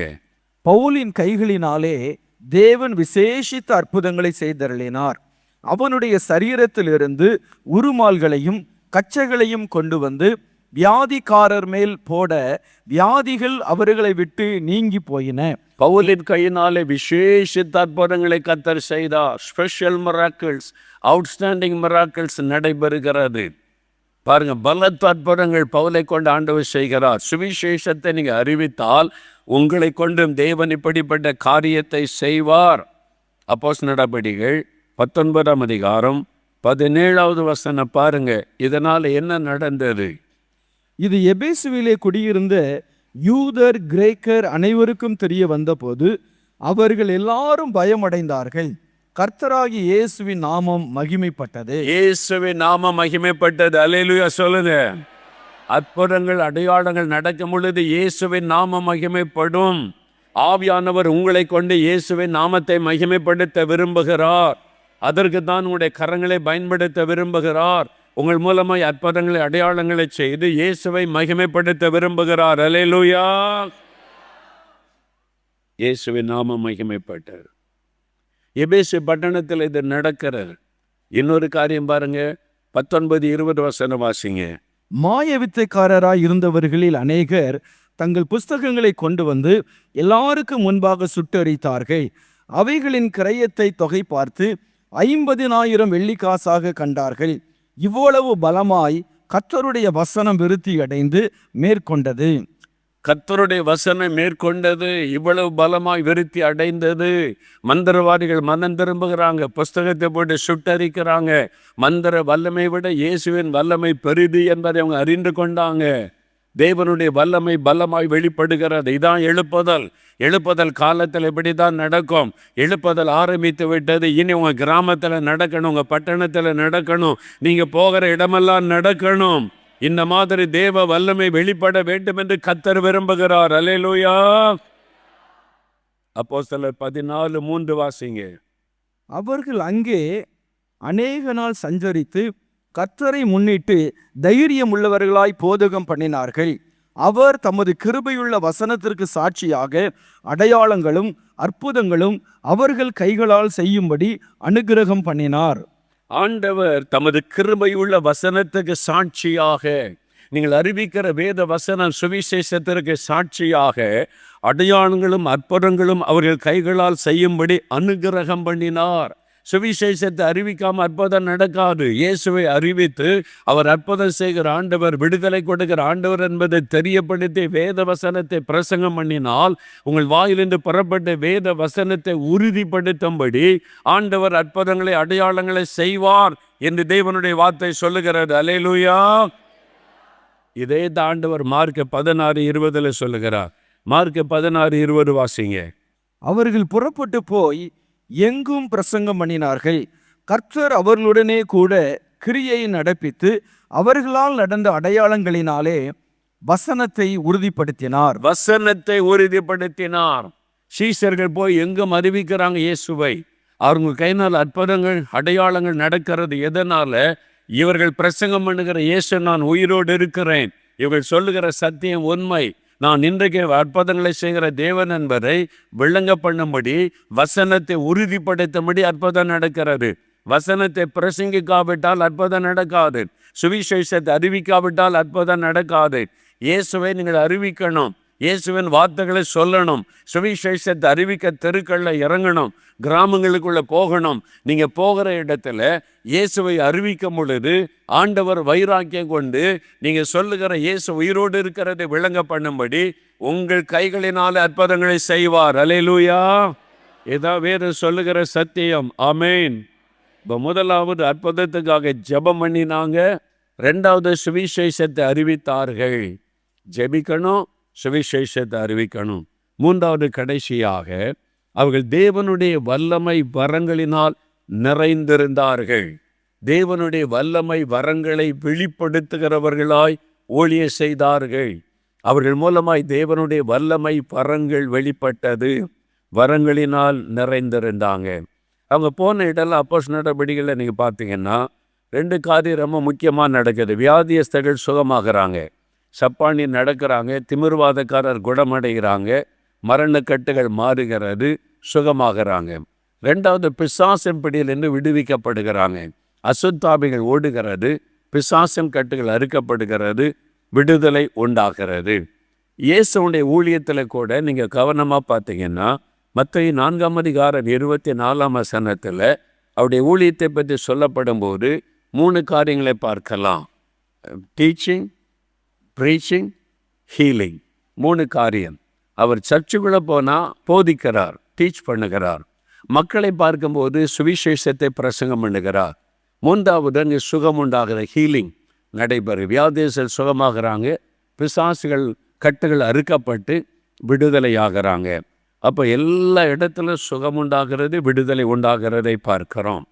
அதே மாதிரி அப்போஸ்தலருடைய ஊழியத்திலும் அப்போஸ்தலர் 8:7 வாசிக்கும் போது பிலிப்பு போய் சமாரியா பட்டணத்தில் பிரசங்கிக்கும் போது அநேக திமிர்வாதக்காரர் குணமாக்கப்படுகிறாங்க, சப்பானிகள் நடக்கிறாங்க, அநேகர்கள் இந்த அசுத்தாவிகள் சத்தமிட்டு அலறிக்கொண்டு வெளியேறி ஓடுகிறது, சுகமுண்டாகிறது, மக்களுக்கு விடுதலை. வியாதிகள் சுகமாக்கப்படுறாங்க, பிசாசு துரத்தப்படுகிறது, விடுதலை. என்ன காரணம்? இயேசுடைய ஊழியத்தில் கவனிச்சிங்கன்னா அப்போஸ்தலர் 10:38 சொல்லுகிறாரு, நசரேயனாகிய இயேசுவை தேவன் பரிசுத்தாவினாலும் வல்லமையினாலும் அபிஷேகம் பண்ணி இருந்தார். தேவன் அவருடனே கூட இருந்தபடியால் பிசாசின் வல்லமையில் அகப்பட்ட யாவரையும் குணமாக்கினார். அந்த ஊழியத்தின் வல்லமையின் ரகசியம் அனாயிண்டிங், அபிஷேகம். அவர் மேலே கர்த்தர் கொடுத்த அபிஷேகம் அது வல்லமை வரங்களாக வெளிப்பட ஆரம்பித்து மக்களுக்குள் அற்புதத்தை கொண்டு வந்தது. அப்போஸ்தலர்கள் அவங்க மூலமாக எப்படி இந்த வல்லமை வெளிப்பட்டது? அப்போஸ்தலர் 1:8 இயேசு சொல்லுகிறார், பரிசுத்தாவி வரும் பொழுது நீங்கள் பலனடைவீங்க, வல்லமை பெற்றுக்கொள்ளுவீங்க. When the Holy Spirit will come upon you, you shall receive a power. வல்லமை பெற்றுக்கொள்ளுவீங்க. என்ன வல்லமை? பிசாசை துரத்துகிற வல்லமை, வியாதிசரை குணமாக்குகிற வல்லமை, ஆமீன், சத்தர்களை மேற்கொள்ளக்கூடிய வல்லமை. அந்த வல்லமை தருகிறவர் அந்த அபிஷேகம் ஆவியானவர்.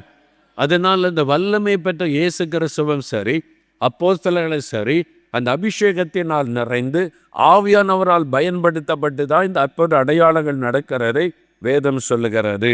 இப்போ நம்முடைய ஊழியத்திலேயும் ஆண்டவர் அதை வாக்கு பண்ணினார். மார்க் 16:17-18 என் நாமத்தினாலே பிசாசை துரத்துங்க, என் நாமத்தினாலே வியாதியஸ்தரை குணமாக்குங்க, அந்த அதிகாரம் உங்களுக்கு கொடுக்கப்பட்டிருக்கிறது. பரிசுத்தாவினால் நிரப்பப்படும் போது அது வெளிப்படும் என்பது நமக்கு தெளிவாய் சொல்லப்படுகிறது. அதுக்கு தான் பவுல் அப்போஸ்தலன் ஒரு காரியம் சொல்கிறார். ரோமர்களின் நிருபம் 1:10 ரோமாபுரியில் இருக்கிற தேவ பிள்ளைகளுக்கு, இயேசுவை ஏற்றுக்கொண்ட ஆண்டவருடைய பிள்ளைகளுக்கு ஒரு காரியத்தை சொல்லுகிறார். வாசிக்க கேட்போம். நீங்கள் ஸ்திரப்படுவதற்காக ஆவிக்குரிய சில வரங்களை உங்களுக்கு கொடுக்கும்படிக்கும். நீங்கள் ஸ்திரப்படும்படிக்கு பவுல் சொல்லுகிறார், உங்களுக்காக நான் ஜெபிக்கிறேன். ரோமாபுரியில் இருக்கிற நீங்கள் இயேசுவை ஏற்றுக்கொண்டு ரட்சிக்கப்பட்டு வந்திருக்கிறீங்க, உங்களுக்காக நான் ஜெபிக்கிறேன். என்ன ஜெபம்? பல காரியத்தை சொல்லிக்கொண்டே வரும் பொழுது நீங்கள் ஸ்திரப்படும்படிக்கு, ஆவிக்குறை வாழ்க்கையில் ஸ்திரமாக பலமாக இருக்கும்படிக்கு, நீங்கள் பின்வாங்கி போகாதபடி, சோர்ந்து போகாதபடி, ஆவிக்குறை வாழ்க்கையில் ஸ்திரமாக இருக்கும்படி ஆண்டவர் உங்களுக்கு சில வரங்களை அருளும்படி நான் ஜெபிக்கிறேன். சில வரங்கள், ஒரு வரம் அல்ல, சில வரங்களை உங்களுக்கு அருளும்படி உங்களுக்காக வேண்டிக் கொள்கிறேன். அப்போ பவுல் விசுவாசிகள் வரங்களை பெற்றுக்கொள்ளும்படிக்கு வேண்டுதல் செய்கிறார். பவுல் ஜெபித்தது ஆண்டவர் அருளுபாரா இல்லையா? அல்லேலூயா சொல்லுங்க. இன்றைக்கு நீங்கள் வரங்களை பெற்றுக்கொள்ள நான் ஜெபிக்க போகிறேன். நீங்கள் வல்லமை வரங்களை பெற்றுக்கொள்ள போகிறீங்க. சுவிசேஷத்தை அறிவிக்கும்படியாய், ஸ்திரமாய் எழும்படியாய், இயேசுவை ஆண்டவர் என்பதை நிரூபிக்கும்படியாய் வல்லமை வரங்களை கர்த்தர் உங்களுக்கு அருள போகிறார். இந்த வரங்களை பற்றி 1 கொரிந்தியர் 12:8-10 வாசித்தால் ஆவிக்குரிய 9 வரங்கள் எழுதப்பட்டிருக்கிறது. ஞானத்தை போதிக்கும் வசனம், அறிவை உணர்த்தும் வசனம், தீர்க்க தரிசனம், பற்பல பாஷைகளை பேசுதல், பாஷைகளை வியாக்கியானம் பண்ணுதல், விசுவாசம், குணமாக்க மரங்கள், அற்புதங்களை செய்யும் சக்தி, ஆவிகளை பகுத்தறிதல், 9 வரங்கள் சொல்லப்பட்டிருக்கிறது. இந்த வரங்கள் யாருக்காக? இந்த வரங்கள் யாருக்காக? நிறைய பேர் நினைக்கிற ஊழியக்காரங்களுக்கு என்று அப்படின்னு வேதத்தில் சொல்லப்படலை. கொரிந்து பட்டணத்தில் இருக்கிற விசுவாசிகளுக்கு அந்த வரம் சொல்லப்படுகிறது. இயேசுவை ஏற்றுக்கொண்ட ரட்சிக்கப்பட்ட ஒவ்வொருவருக்கும் இந்த வரத்தை கொடுக்க தேவன் ஆயத்தமாக இருக்கிறார். நீங்கள் அதை பெற்றுக்கொள்ளணும். இதில் எல்லாத்தையும் தியானிக்க நேரம் இல்லை. 2 குறிப்பிட்ட தலைப்புகளை சொல்கிறேன். ஒன்று, இந்த கடைசி கால ஊழியத்துக்கு அவசியமானது வெளிப்பாட்டு வரங்கள், கிஃப்ட்ஸ் ஆஃப் ரெவலேஷன் ரொம்ப அவசியம். அறிவை உணர்த்துகிற வசனம், ஞானத்தை போதிக்கும் வசனம், ஆவிகளை பகுத்தறிகிற வரம். நீங்கள் சுவிசேஷத்தை அறிவிக்கவும் ஆத்துமாக்களை கர்த்தரிடத்தில் கொண்டு வர இந்த 3 வரங்கள் ரொம்ப அதிகமாக உதவி செய்யும். அறிவை உணர்த்துகிற வசனம், ஒரு மனிதன் எப்படி இருக்கிறான், என்ன நிலைமையில் இருக்கிறான், அவருடைய சூழ்நிலை என்ன என்பதை அறிந்து கொள்ள செய்கிற ஒரு வரம். ஞானத்தை போதிக்கும் வசனம், தேவனுடைய இருதயம், அவனை குறித்து தேவன் என்ன திட்டம் வைத்திருக்கிறார், ஆண்டவனுடைய எதிர்காலத்தை குறித்து என்ன நோக்கம் வைத்திருக்கிறார், இப்போ என்ன நடக்கப் போகிறது என்பது தேவனுடைய இருதயத்தை அறிந்து கொள்ளுகிற வரம். ஆவிகளை பகுத்தறிகிற வரம், இந்த மனிதனுக்குள்ளே என்ன ஆவிக்கிரியை செய்கிறது, இந்த ஆவி எப்படி வந்தது, இந்த ஆவியினால் இவன் பாதிக்கப்பட்ட காரணம் என்ன, ஆவிக்குரிய உலகத்தை அறிய முடியும். அசுத்தாவிகளை குறித்து மட்டும் அல்ல, தேவதூதர்கள் செயல்படுகிற விதத்தை நீங்கள் அறிய முடியும், பார்க்க முடியும். இந்த ஆவிகளை பகுத்தறிகிற வரம் கிரியை செய்யும் போது இந்த வரம் இந்த கடைசி கால ஊழியத்திற்கு அவசியம். 2வது, வல்லமை வரங்கள், பவர் கிஃப்ட்ஸ். அதில் விசுவாசம், குணமாக்கும் வரங்கள், அற்புதங்களை செய்கிற சக்தி. அந்த வரம் உங்களுக்குள்ளே செயல்படும் போது பொதுவான விசுவாசம் என்பது வேறு, ஆவிக்குரிய கனியின் விசுவாசம் என்பது வேறு. ஆனால் விசுவாச வரம் வித்தியாசமானது. அந்த வரம் உங்களுக்குள்ளே செயல்படும் போது சிங்கத்துக்கு ஒத்த பலனும் வல்லமையும் உண்டாகும். உடனே அற்புதங்கள், அடையாளங்கள் நடப்பதை நீங்கள் பார்க்க முடியும். ஆண்டவர் பலமான காரியத்தை செய்வதை நீங்கள் பார்க்க முடியும். அப்போ சுகமளிக்கிற வரம் அங்கே செயல்படும், அற்புதங்களை செய்கிற சக்தி செயல்படும். நீங்கள் ஜெபிக்கும் போதே அற்புதங்கள் நடக்கும். நீங்கள் ஜெபிக்கும் பொழுதே சப்பானிகள் நடக்க ஆரம்பிப்பாங்க. நீங்கள் ஜெபிக்கும் பொழுதே குருடர் பார்வை அடைவாங்க. நீங்கள் ஜெபிக்கும் போதே மரண கட்டுகள் மாறும். அந்த வரங்கள் உங்கள் மூலமாய் செயல்பட ஆரம்பிக்கும் பொழுது ஆண்டவர் இந்த வெளிப்பாட்டு வரங்களையும் வல்லமை வரங்களையும் உங்களுக்கு கொடுக்க விரும்புகிறார். அல்லேலூயா, அல்லேலூயா. நாங்கள் சில ஆண்டுகளுக்கு முன்னால் சோல் வின்னிங் ட்ரைனிங் கேம்ப் அப்படின்னு நடத்தினோம். How to win the soul, ஆத்மாக்களை ஆதாயம் பண்ணுவது எப்படி, வேதத்திலேருந்து கற்றுக் கொடுத்தோம். எல்லாம் ட்ரைனிங் முடிந்தது. 10 நாள் 15 நாள் அந்த காலத்தில் நடக்கும். அப்போ கடைசி நாள் நீங்கள் போய் சுவிசேஷம் அறிவிக்கணும், கிராமங்களுக்கு போகணும். இந்த வரம் எப்படி செயல்படும், ஆத்ம ஆதாயத்தில் ஆண்டவர் எப்படி உங்களை பயன்படுத்துகிற மாதிரிலாம் சொல்லி கொடுத்து அபிஷேகத்தோடு நடத்திட்டோம். இப்போ நான் சொன்னேன், நாளை தினம் உங்களை நாங்கள் கிராமங்களில் கொண்டு போய் விடுவோம். ஒரு தெருவுக்கு 2 பேராக விட்டுருவோம். நீங்கள் போய் வீடு வீடாக சுவிசேஷம் அறிவிக்கணும், இயேசு உங்களை பயன்படுத்துவார் என்றெல்லாம் சொல்லிட்டோம். நீங்களே ஜெபம் பண்ணுங்க, எந்த ஆத்மாவை சந்திக்கணும், கர்த்தர் உங்களை கைட் பண்ணுவார் என்று. அதே மாதிரி 2 சகோதரர்களை கொண்டு போய் ஒரு கிராமத்தில் இறக்கி விட்டுட்டாங்க. வேன் போயிட்டு இனி 4 மணி நேரம் கழித்து உங்களை கூப்பிட வருவோம், போய் ஆத்மாரயம் பண்ணுங்கன்னு சொல்லி இந்த 2 பேரும் இந்த கிராமத்தில் தெருவில் நடந்தால் ஒரு ஆளையும் வெளியே காணும். வெளியில் ஒருத்தரையுமே காணுமே. யாருக்கு நம்ம சுவிசேஷம் சொல்லுவது? இது மத்தியான நேரமாக வேறு இருக்க, சாப்பாடு டைம், எல்லாம் வீட்டுக்குள்ளே தானே இருப்பாங்க, வெளியே வரமாட்டாங்களே அப்படின்னு யோசிக்கிறாங்க. அதில் ஒரு சகோதரர் முந்தின நாள் இரவு ஜெபம் பண்ணினார், ஆண்டவரே எனக்கு ஒரு ஆத்மாவை காண்பியும், நான் எந்த ஆத்மாவுக்கும் உம்மை பற்றி சொல்லணும், எந்த ஆத்மாவை எனக்காக வைத்திருக்கிறீர், அதை குறித்து எனக்கு வெளிப்படுத்தும் என்று இரவிலே காத்திருந்து ஜெபம் பண்ணினார். அப்போ ஆண்டவருடைய அந்த வரம் செயல்பட ஆரம்பித்தது. கர்த்தர் ஒரு தெருவை காண்பித்தார். அந்த தெருவில் இருக்கிற ஒரு வீட்டை காண்பித்தார். அந்த வீடு எப்படி இருக்குது, கண் முன்னாலே ஆண்டவர் வெளிப்பாட்டு வரம் கிரியை செய்தது. அவர் வெளிப்பாடை பெற்றுக்கொண்டார். அப்போ அவர் கன்ஃபார்ம் ஆயிட்டு, இந்த வீட்டில் இருக்கிற மக்களை நான் சந்திக்கணும், கர்த்தர் சொல்லிட்டார் என்னை. தன் நண்பரிடத்தில் சொன்னார். அப்போது கர்த்தர் எனக்கு நேற்றைக்கு தரிசனத்தில் ஒரு வீட்டை காண்பித்து, இந்த வீட்டில் இருக்கிற ஆத்மாவை தான் சந்திக்க சொல்லி இருக்கிறா, நம்ம போகலாம் பார்ப்போன்னு சொல்லி அதனோடு போனால் வெளியில் ஆட்கள் யாரும் இல்லை. இவன் நடந்து போகும்போது நேற்றைய தினம் தரிசனத்தில் பார்த்த அதே வீடு, அதை பார்த்துட்டார். இதுதான் கர்த்தர் எனக்கு தெளிவாக காமிச்சார், இப்படி தான் திண்ணை இருக்கும், இப்படி தான் கதவு இருக்கும். ஆண்டவர் நேற்றைக்கு எனக்கு காண்பித்து இந்த வீட்டில் இருக்கிற ஆத்மாக்களை நீ சந்திக்கணும்னு சொல்லி இருக்கிறா, இந்த வீட்டுக்கு போகலான்னா அங்கே ஒரு படம்லாம் இருக்குது. இவங்க இந்துக்களாக இருக்கிறாங்க, கதவுற மூடி இருக்குது, நம்ம போய் கதவு தட்டி ஏதாவது பிரச்சனை ஆயிடக்கூடாதுயா, வெளியில் வந்தால் நம்ம சொல்லலாம், இல்லை ஆண்டவர் எனக்கு இந்த வீட்டை காண்பித்தார், ஏதோ ஒரு காரியம் இருக்குது, இந்த குடும்பம் ரட்சிக்கப்படும், நம்ம போய் பேசலாம் அப்படின்னு சொல்லி வாசல் வரைக்கும் வந்துட்டாங்க. அப்புறம் ஒரு பயம், கிராமம், நம்ம பாட்டில் கதவை தட்டி, யார்டா நீங்கள், எங்கள் வீட்டுக்கு எப்படிடா நுழையலான்னு ஏதாவது பண்ணிட்டா அவங்க திரும்பி போகலான்னு நினைக்கிறாங்க.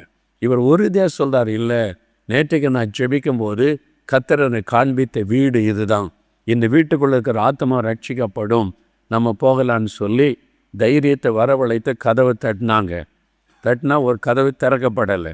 கொஞ்ச நேரம் நின்னாங்க, பார்த்தீங்களா கதவு திறக்கலை, யாரும் இல்லைப்பா போயிடலாம், இல்லை ஆண்டவர் காமிச்சிருக்கிறாரு. மறுபடியும் கதவு தட்டினாங்க, அப்போ கதவு திறக்கப்பட்டார்.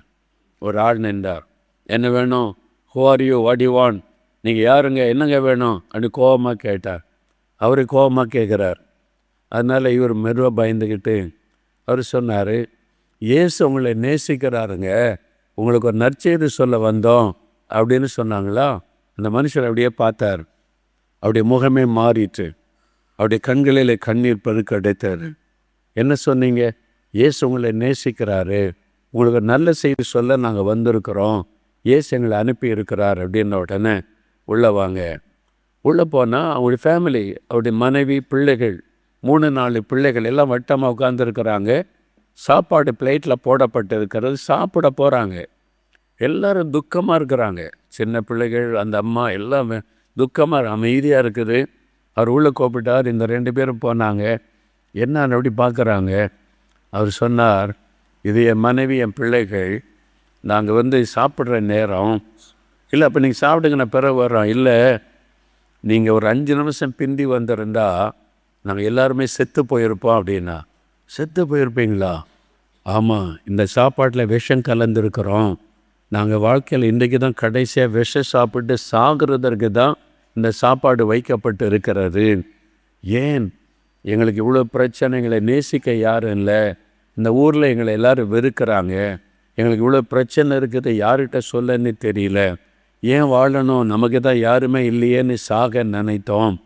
நீங்கள் இயேசு நேசிக்கிறான்னு சொன்னீங்களே, எங்கள் மேலேயும் அன்பு வச்சிருக்கிற ஒரு கடவுள் இருக்கிறாரா, அந்த கடவுளை எங்களுக்கு சொல்லுங்கள். அப்போ தான் இவங்க தெரிந்து கொண்டு அவங்களெல்லாம் உட்கார வச்சு இயேசுவை பற்றி சொன்னபோது அந்த முழு குடும்பமும் இயேசுவை ஏற்றுக்கொண்டாங்க, மரணத்தின் கையிலிருந்து தப்புவிக்கப்பட்டாங்க.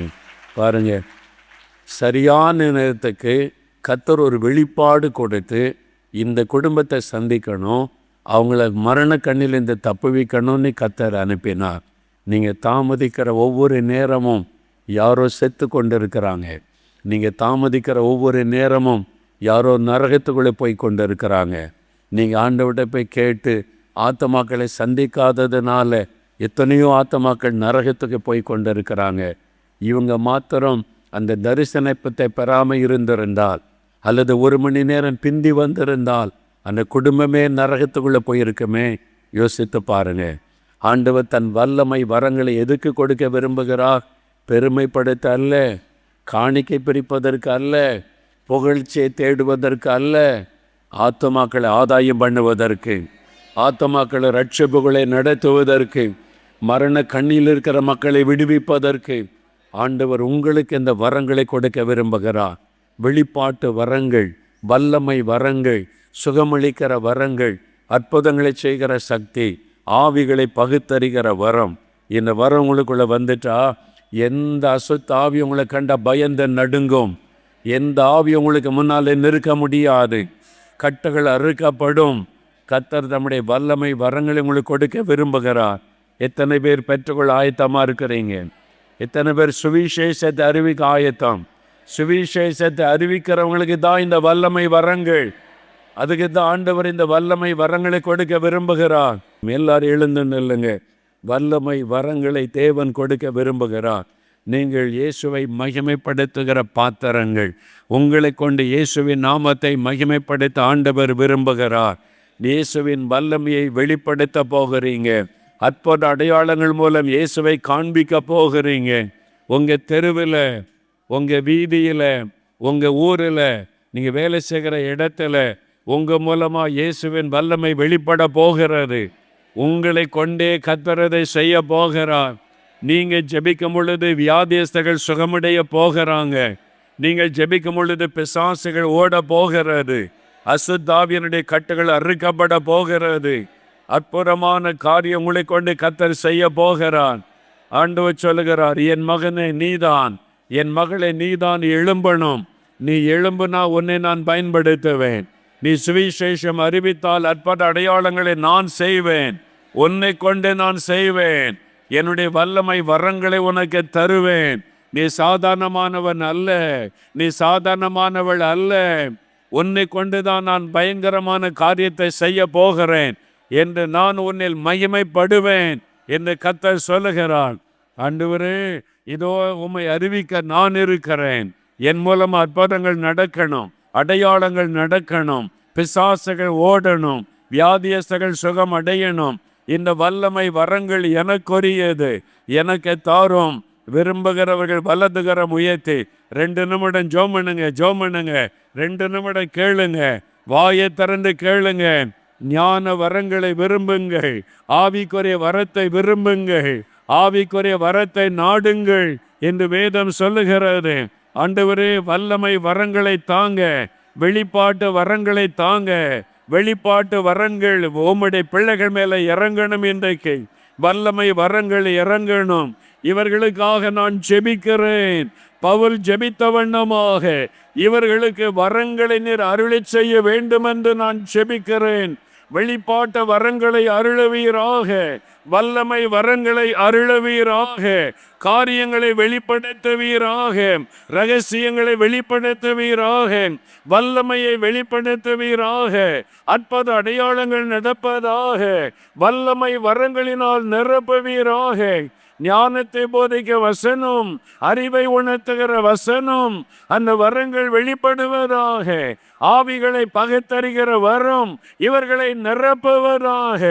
வல்லமை வரங்களினால் நிரப்புவோம். விசுவாச வரம், அற்புதங்களை செய்கிற சக்தி, குணமாக்கு வரங்கள் இவர்கள் மூலமாய் வெளிப்படுவதாக.